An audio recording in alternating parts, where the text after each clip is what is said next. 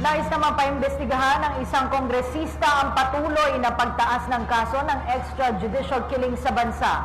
Muli ring nagpahayag ng pagkabahala si Vice President Leni Robredo sa naturang usapin. Ayon sa pangalawang Pangulo, plano niyang kausapin hinggil dito si Pangulong Rodrigo Duterte. Si Jervis Manahan sa detalye.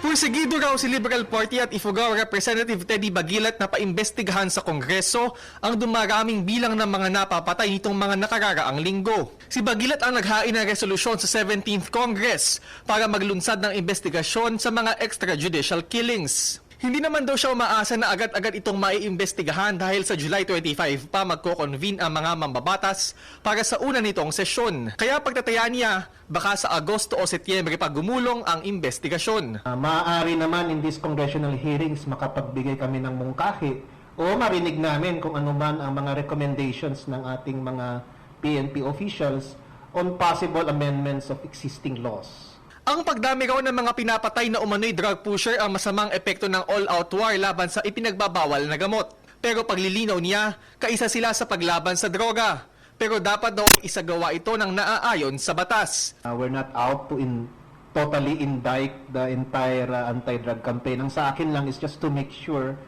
that as a matter of protocol, sinusunod natin yung due process. Ang kapartido ni Bagilat na si Vice President Leni Robredo, nauna na ring nagpahayag ng pagkabahala sa tumataas na bilang ng extrajudicial killings.